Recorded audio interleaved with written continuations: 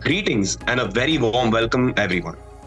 Welcome to a very special episode of the GeoInterview by the GeoStrata, a youth led independent think tank that stands for a distinctly Indian take on world affairs.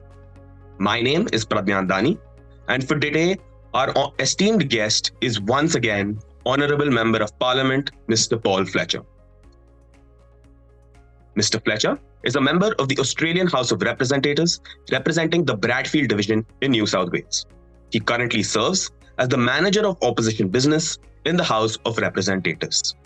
He also served as the Minister for Communications, Urban Infrastructure, Cities and the Arts from 2020 to 2022.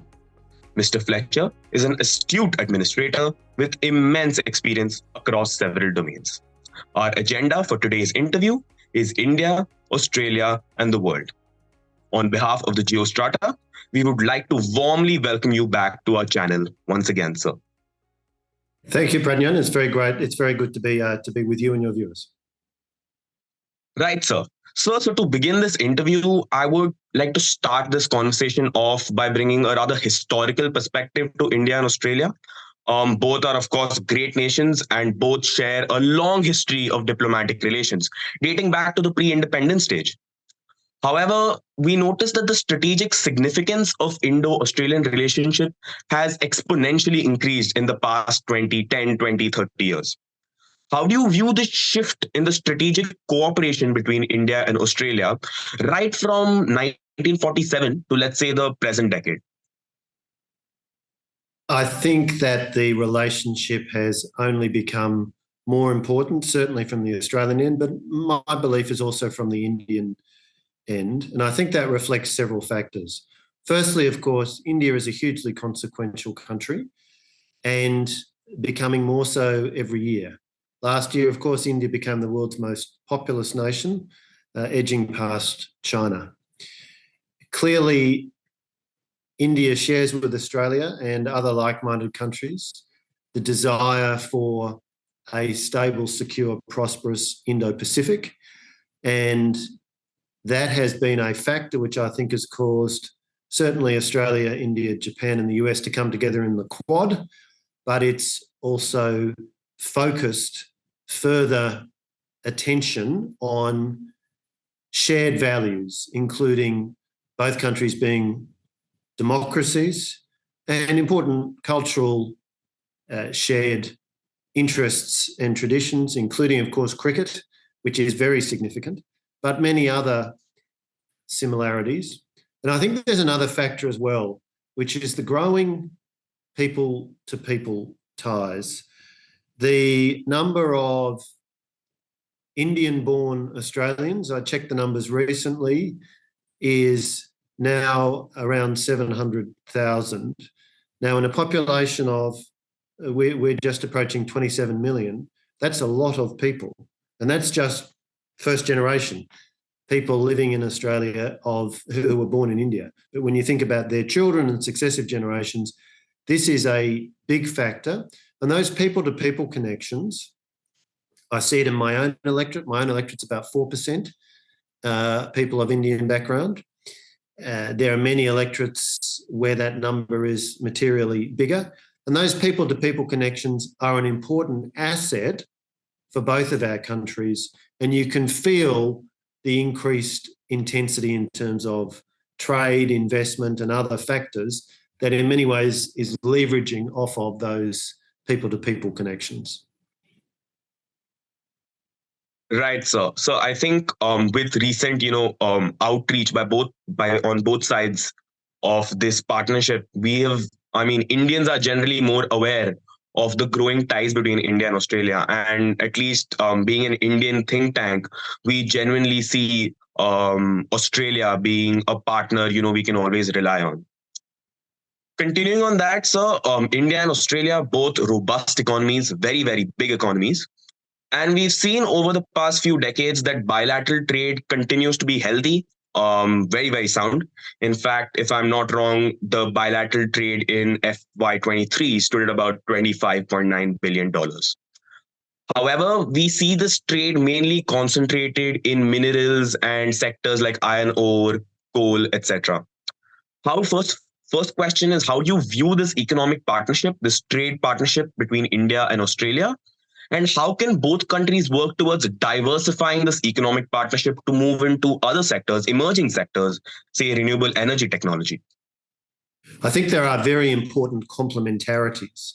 So India, of course, has immense human resources, 1.4 billion people, and of course, very high standards of education. You know, you can look at the Indian Institutes of Technology and many other prestigious educational institutions across India. But that being said, with so many people and so many young people, very high proportion of the population under the age of 35, inevitably there is demand from people in India for educational opportunities that are beyond the capacity of local educational institutions to meet. And of course, there's a lot of Indians studying in Australian universities, as there are in universities in the UK, US, and many other countries. That's just one of many complementarities.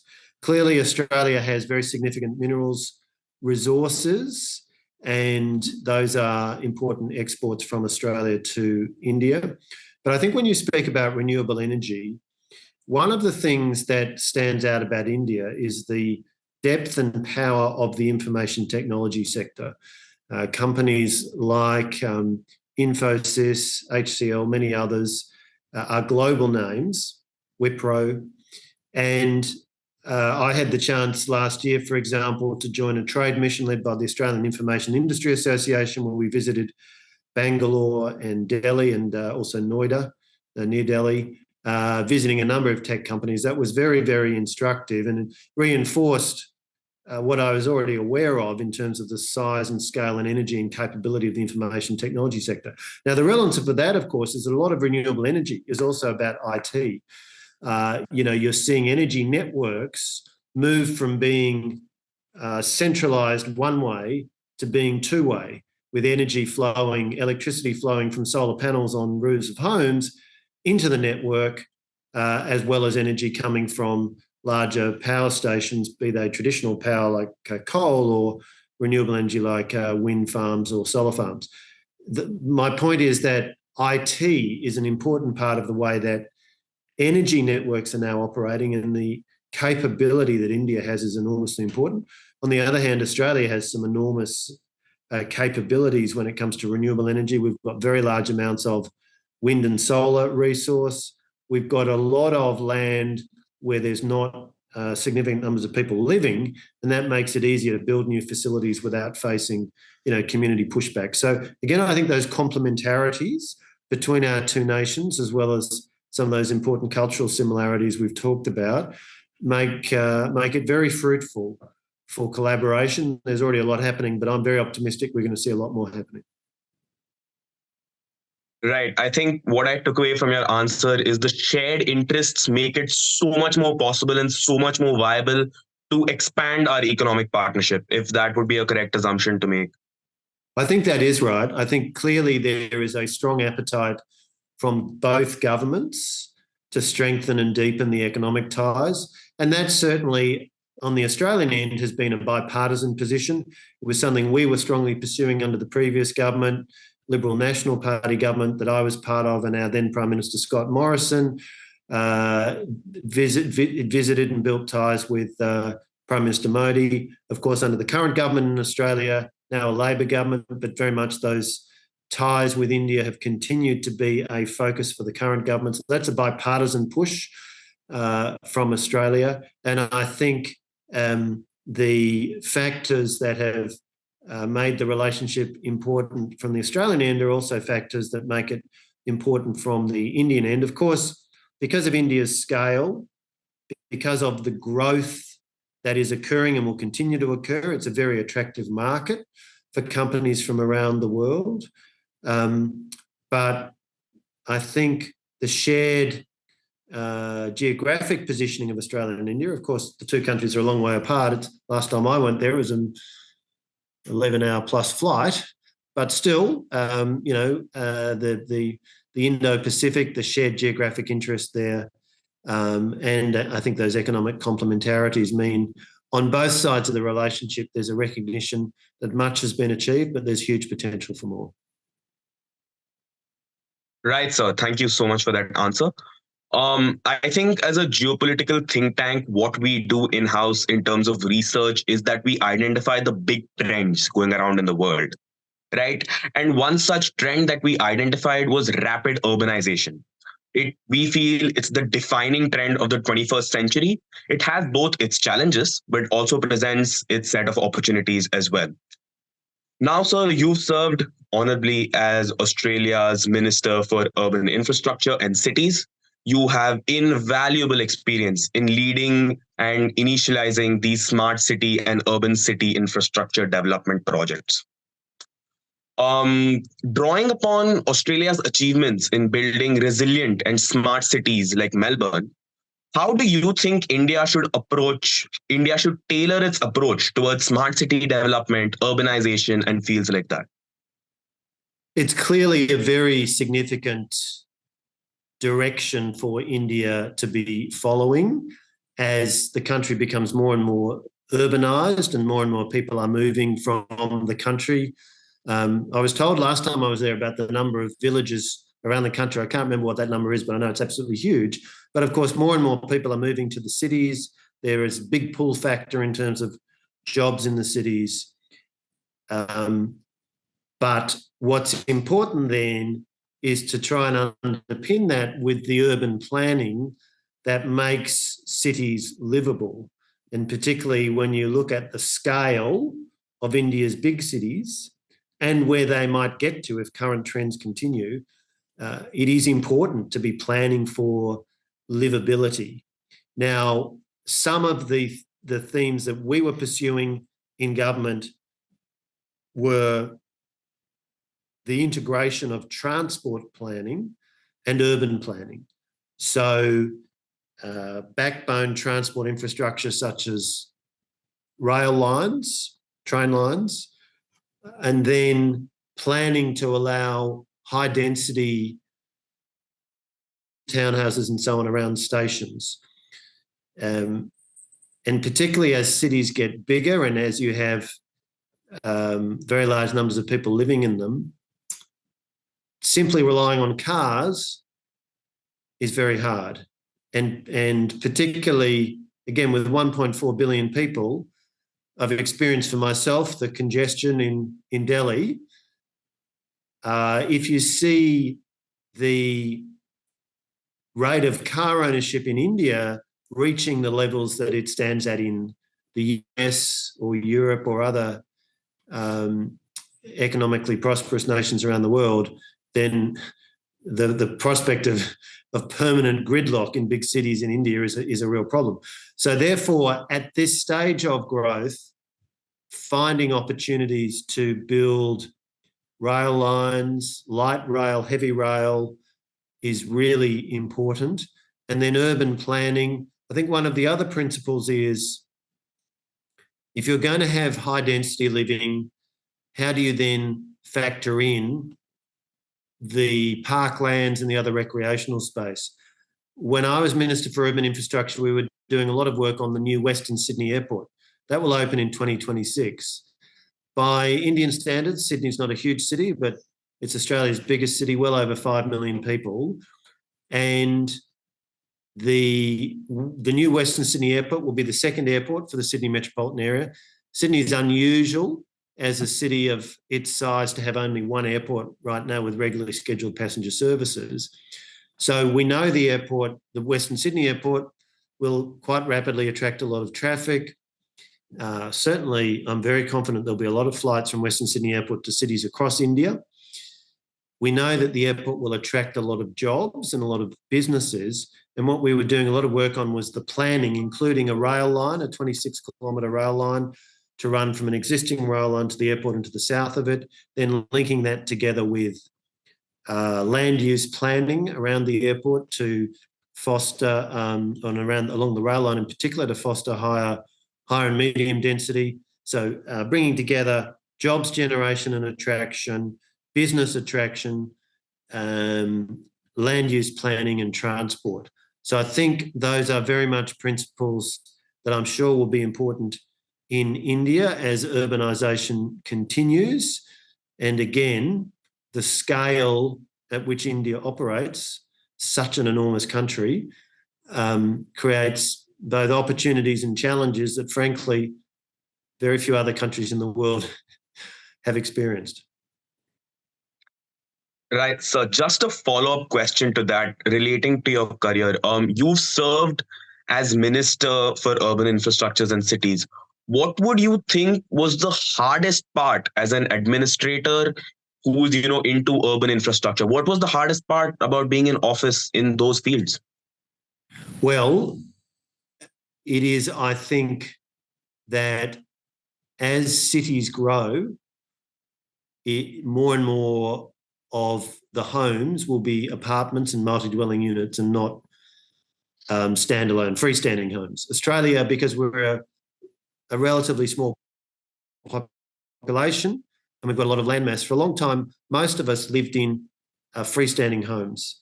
But certainly in Sydney and Melbourne, that's getting harder and harder, and it makes affordability very challenging, and it means our cities are not are quite widely distributed, quite widely spread. But there is, understandably, communities are sceptical of moving away from having freestanding homes to having more blocks of apartments. So that is certainly a challenging issue. I can't comment on the attitudes in India because I'm not so familiar, but I would say that one thing India absolutely has in common with Australia is, as a democracy, when you're planning new transport infrastructure or new housing, you have approval processes to go through. There are court challenges, and that can slow things down. In a democracy, it's important that people are given the right to express their views. But, and I'm a big believer that a democracy is fundamentally a source of economic strength, not weakness. But it does mean that building new infrastructure can be slower in a democracy than it is in authoritarian states. And when you've got a country with a fast-growing population like India, that creates some challenges to manage, I have no doubt. Brilliant, sir. I think that was very, very insightful, and it gave us a sneak peek into what the life of an administrator looks like, what the potential challenges look like. Because as a think tank, you don't quite see what an administrator does. You don't know what an administrator goes through. So it was nice getting a little sneak peek into what your work would entail. We spoke about trends earlier, major trends in the world that think tanks search about, do research into. The second trend that our think tank, consistently studies is digitization. Yes. And India does a lot of work over the past decade into digitizing records. It's really made the quality of life of every Indian citizen better. So digitization is a major trend. Now, we know, sir, your role in Australia's 2021 new media bargaining code was fantastic. It was phenomenal. Given that, the Indian government right now is looking to pass a Digital India Act in Parliament. Being someone that's worked in these kind of fields in digitization, what changes or what advice or what recommendations would you give to the Digital India Act that would make the lives of 1.4 billion Indians better? On the two visits that I had to India last year, in one of those visits I spoke to at a conference convened by a group of newspaper publishers in India, the Digital Publishers Association. We discussed some of these issues at the time. I made the point that I didn't want to be giving recommendations to the Indian government. These are matters for the Indian government and for Indian citizens to put their views to government. But I did talk about the way that we had legislated what is called the News Media Bargaining Code, and the rationale for that was that if global digital platforms like Google and Facebook are using content which is generated and paid for by Australian news media businesses, then they ought to pay for it. And the reason that they hadn't been paying for it was essentially because of their very substantial market power. As a result of that code being legislated, a large number of commercial deals have been done between Facebook or Meta on the one hand Google or Alphabet on the other, with a range of Australian news media businesses. Some 11, I think, involving Facebook, around 19 involving Google. And in total, more than 200 million Australian dollars will be paid under those deals. That's led to a lot of additional journalists being employed, and it has strengthened our media environment. Interestingly, just in the last week, Facebook or Meta has said that it does not intend to renew those deals. And so the current government is facing the issue of how they respond to that. My view is that the legislation that we passed gives the current government enforcement powers to deal with this matter, but that will need to play out over coming, I expect, months, potentially many months.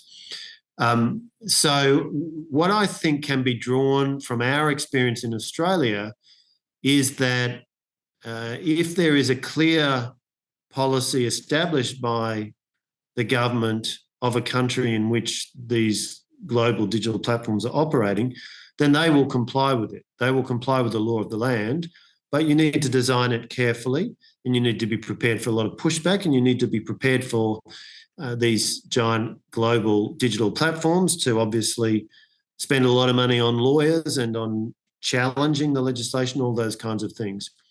But I do think the question of national sovereignty when it comes to the role of global digital platforms in other countries, I think that is an important issue for government to reflect on.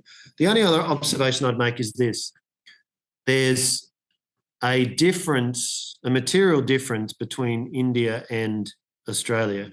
India has an asset in this bargaining process that Australia does not, which is the size of the domestic market in India, both now and where it's going to get to as more and more people become literate, reach particular levels of income. India's market is a very, very attractive market for global digital businesses, media or otherwise. And so that gives, I think, the government of India, India's policymakers, significant leverage in saying to global digital businesses, well, if you want to come and operate in our country, do business in our country, you're welcome to. We welcome that, but you've got to comply with our laws. That was the approach we took. It was successful, and I think it's an approach that makes logical sense for every country in the world, but particularly for a country like India, which is such an important and appealing market that companies from around the world want to be involved in. That gives your country and your government a degree of leverage, which I think it will be important to make best use of.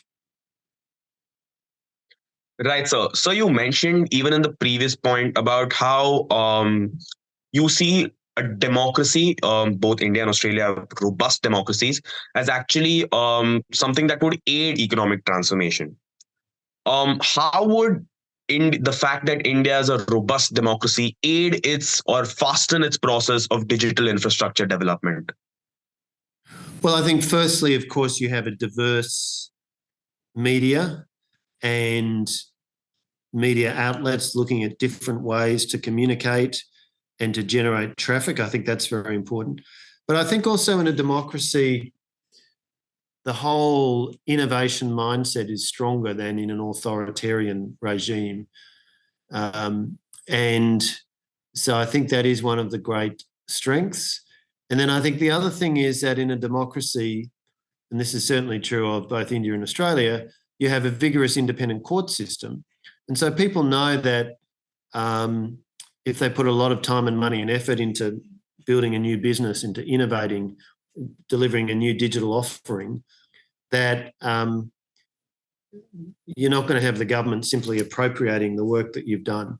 So those property rights, backed up by an independent court system and judiciary, which are features of democracies like Australia and like India, are, in my view, conducive to innovation and risk-taking in the digital sectors as well as in other sectors of the economy.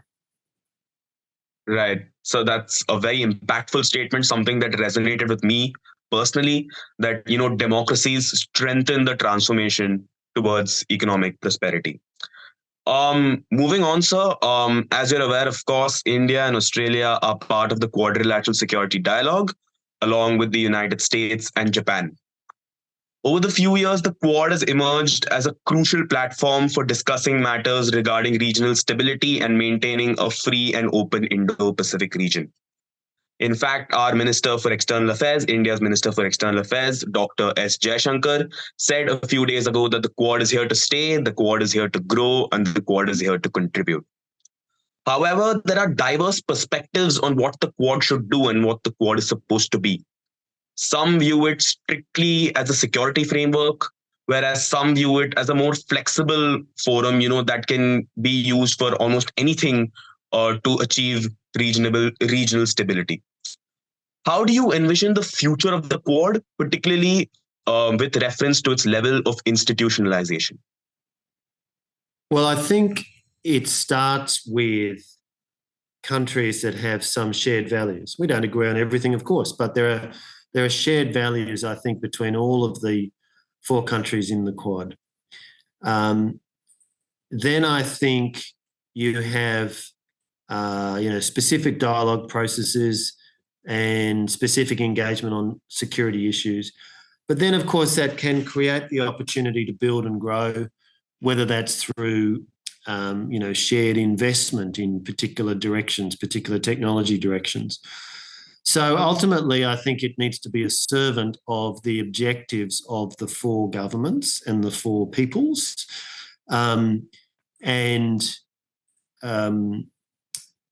I think my sense is, from the Australian perspective, that both when we were in government and now under the Labor government in Australia, we very much value it. We've been pleased with how it's developed, and we see scope for it to develop further. Right, so you would view it more as a flexible network for discussing broader regional challenges, and the 4 countries being very intense democracies, very healthy democracies. You could view it as a broader platform, but one that is focused on Indo-Pacific stability. Would that be a correct summary? I think that's right. So there's a clear rationale for these 4 countries to come together and work together and exchange views at very senior levels, at head of government levels. But it also then becomes potentially a mechanism within which specific decisions can be made to jointly pursue particular initiatives. Right, sir.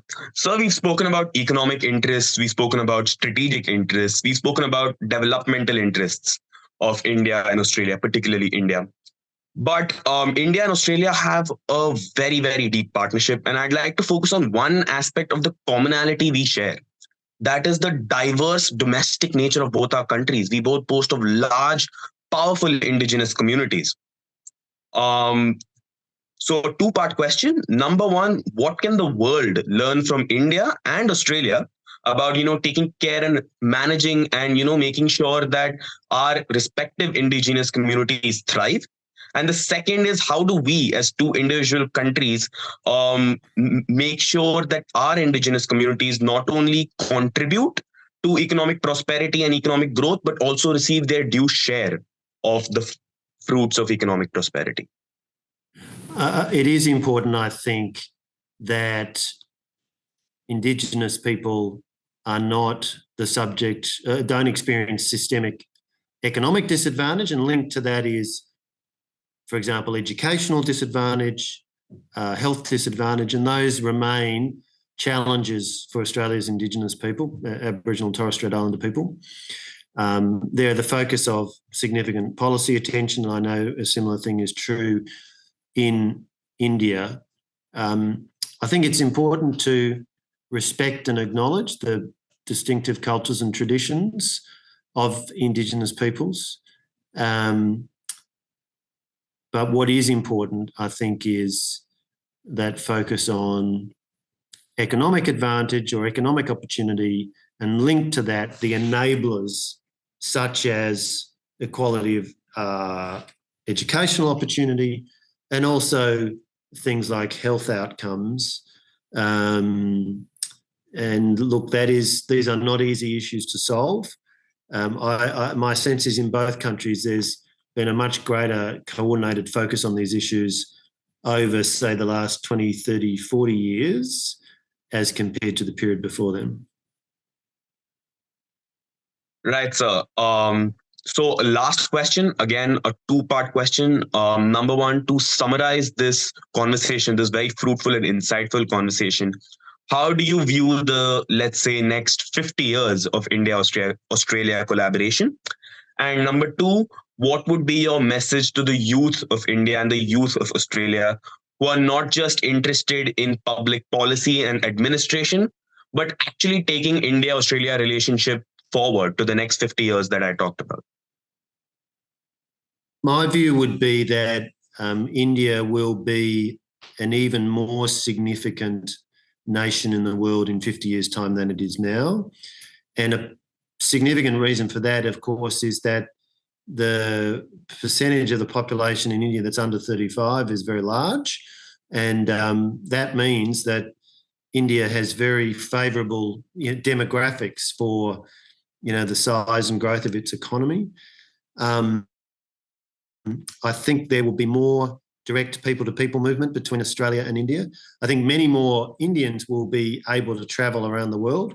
We certainly in Australia have been used for probably the last 15, 20 years to seeing large numbers of Chinese tourists. I think we can expect to see many more Indian tourists, as well as people from India here doing business. And of course, I think those people-to-people ties will continue to grow. As I mentioned, right now, it's around 700,000, I believe, people born in India who live in Australia. I think that number will continue to grow. And I do think we will also see more Australians wanting to come to India for business, to work and live for a period of time or indeed permanently. So I think both countries will grow, but I think you can be particularly confident that India, already a very significant country for the entire world, will be even more significant. Right, so and your message to the youth of India who's interested in public policy and administration and looking to expand India-Australia ties forward? Yeah, my message would be you have enormous opportunity in front of you because of the nation that you live in, because of the part of the world that you're in, and because of what we can see about the future of technology. Sure, we have challenges.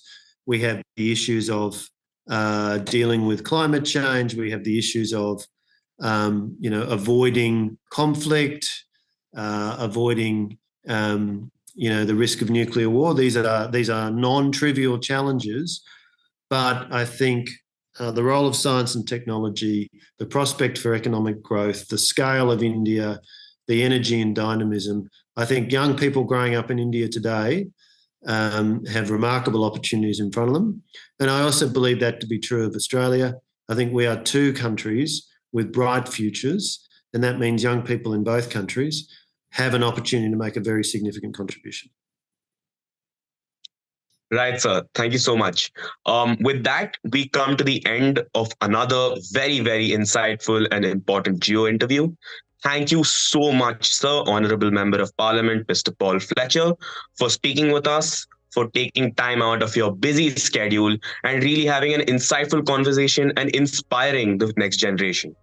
I'm sure our audience today will have a much clearer understanding on administrative issues, development issues, and the road that lies ahead for India and Australia. It's been a privilege having you, sir, and we thank you for taking out time and being with us. Once again, on behalf of the GeoStrata, it was a pleasure having you. Thank you so much, sir. Thank you very much, Pradnyan. It's been great and really enjoyed the conversation.